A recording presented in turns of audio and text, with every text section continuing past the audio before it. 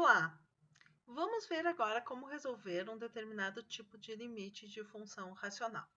Partimos de um exemplo. Considere esse exemplo o limite quando x tende a 3 dessa função racional. Se você substituir em 3 no numerador, fica menos 27, na primeira termo, né? Depois, 3 vezes 9, que dá 27, então menos 27 mais 27 já cancela. Depois, menos 3 mais 3, que dá 0. A mesma coisa se vocês substituírem no denominador. X ao cubo 27, mais 9. Daí depois, menos 9 vezes 3 dá menos 27, menos 9. E novamente nós temos que anula o denominador. Então, nesse caso, nós temos uma situação em que o 3 anula numerador e denominador. O que isso significa? Isso significa que se eu olhar cada um desses polinômios presentes no numerador e no denominador, o número 3 é raiz deles, ou seja, anula esses polinômios. E, por causa disso, nós temos uma consequência bem interessante. Cada um desses polinômios presentes no numerador e no denominador poderá ser escrito dessa forma: x menos 3 vezes um outro polinômio com grau menor, uma unidade menor que o grau do polinômio original. Nesse caso, o polinômio do numerador tem grau 3, então vai ficar x menos 3 vezes um polinômio de grau 2. E a mesma coisa vale para o denominador. Pensando um pouco mais geral que isso, gente, poderiam ser polinômios de grau 4, grau 5, etc. E a regra funciona para cada um deles, tá? Se eu tenho um polinômio desse tipo, A0x na n mais A1x na n menos 1 mais reticências a n x mais a n, ou seja, em que a potência de maior grau tem grau n, e temos que x0 é a raiz desse polinômio, então nós podemos escrever este polinômio como sendo x menos x0 e um polinômio com o grau em uma unidade inferior, ou seja, com a maior potência de x presente como sendo x na n menos 1. Mas como que a gente faz isso? Nós vamos relembrar aqui o dispositivo de Brio-Ruffini, uma maneira bem prática de fazer essa transformação, certo? Mudar essa forma de escrever o polinômio e que vai ser muito conveniente para o cálculo desse limite. Chama a atenção de vocês que essa não é a única maneira de fazer, tá? Algumas pessoas podem já ter aprendido a fazer algo similar a isso, usando divisão de polinômios. Também está correto, mas eu vou relembrar com vocês sobre o Ruffini. Então, como funciona o dispositivo de Brio-Ruffini? Vocês têm um polinômio, aqui eu coloquei a forma geral dele, tá? De grau n, A0x na n mais A1x na n menos 1 mais reticências a n menos 1x mais a n. Esse A0, A1, a n menos 1 e a n são constantes, né? São os coeficientes desse polinômio. E tem uma raiz conhecida, então eu tenho um valor que eu sei que quando eu substituo no lugar do x, o polinômio se anula. O dispositivo, ele tem essa aparência. Você constrói alguns chamam de chiqueirinho, tá? Mas essa espécie de tabela, né? Em que, deste lado aqui, neste cantinho à esquerda, vocês colocam a raiz. Acima, na primeira linha, né, dessa tabela, vocês colocam os coeficientes do polinômio original. Então, A0, A1, a n-1, reticências. E abaixo a gente calcula os coeficientes do polinômio com um grau inferior. Comentário importante, gente. Se algum termo não aparecer nesse polinômio original, significa que o coeficiente dele vale 0. Por exemplo, se o x não aparecesse, é porque seria 0x. E daí, na hora de escrever aqui embaixo, você tem que colocar 0 no lugar daquele coeficiente que não aparece, tá? Esse B0, B1, reticências Bn-1 são os coeficientes do novo polinômio que a gente vai usar nessa fatoração. Então, olhem o que acontece.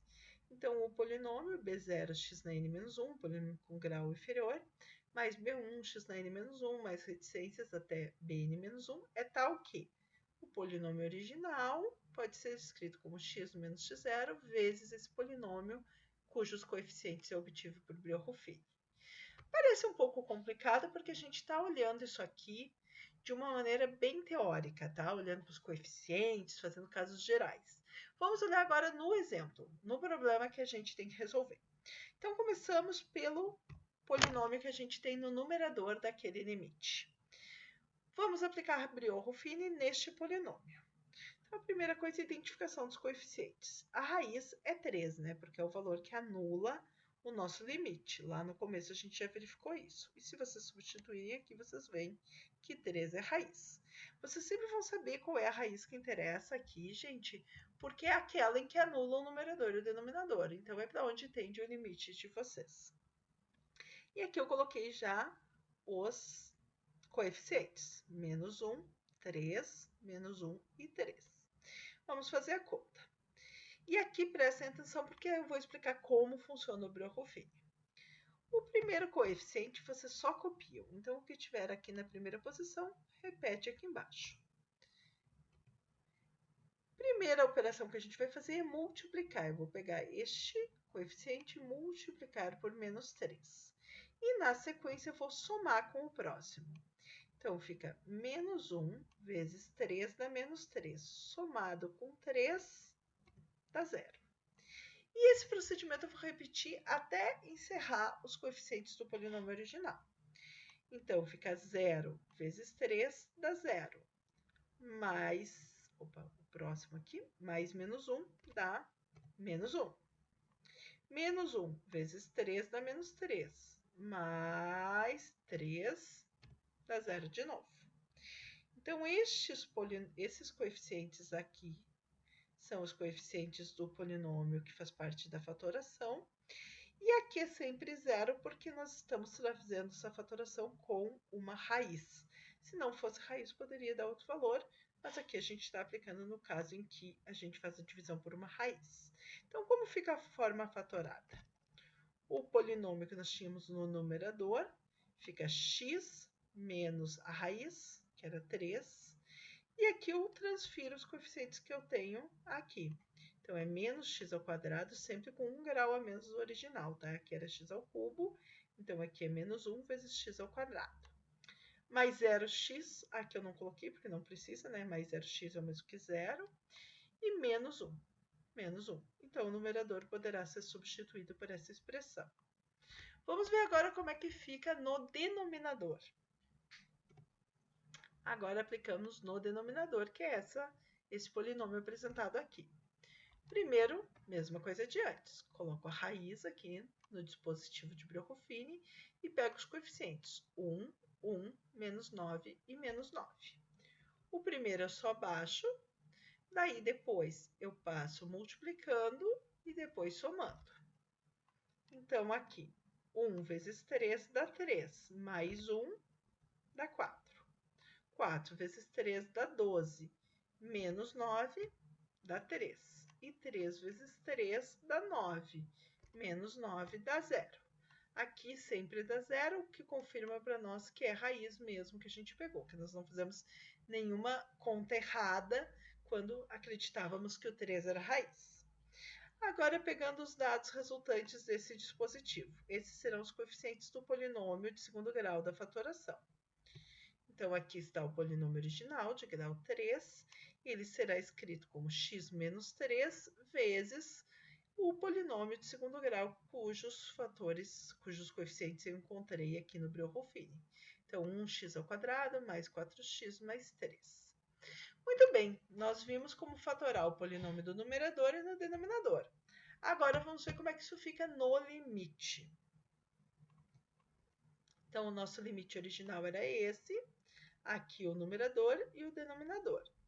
A fatoração do numerador nós já calculamos na página anterior, está aqui. Substituir no lugar do numerador. A fatoração do denominador foi essa que a gente acabou de calcular, substituir no lugar do denominador. Nós temos um fator comum aqui, né? X menos 3 e x menos 3. Então, eu vou cancelar. E o meu limite ficou com esse formato. Só que agora, quando eu substituo o 3 no numerador e no denominador, não há anulação, não ocorre a anulação dos mesmos. Aqui fica 3 ao quadrado, que dá 9, então fica menos 9 menos 1, que é menos 10, não é zero. E aqui também não é zero. Então, fazendo essas contas, né? Substituo, então, como não anula, eu vou chegar em menos 10 24avos, e que dá para simplificar e fica menos 5 dozeavos. Então, esse limite está calculado e vale menos 5 dozeavos. Duas observações que eu quero fazer para vocês. Primeira, gente, se nós aplicássemos esse procedimento e ainda desse zero sobre zero, nós iríamos pegar o novo limite obtido, já simplificando os termos comuns, e aplicaríamos de novo o método. Teríamos então que o 3 seria a raiz novamente dos polinômios obtidos e faríamos a redução, essa fatoração, até chegar numa forma que não dá mais zero sobre zero. E a segunda observação é que vocês vão usar esse tipo de procedimento em alguns exercícios da lista da seção 2.2, nos quais vocês têm funções racionais de grau superior. Era isso então, gente, vou concluir esse pequeno vídeo.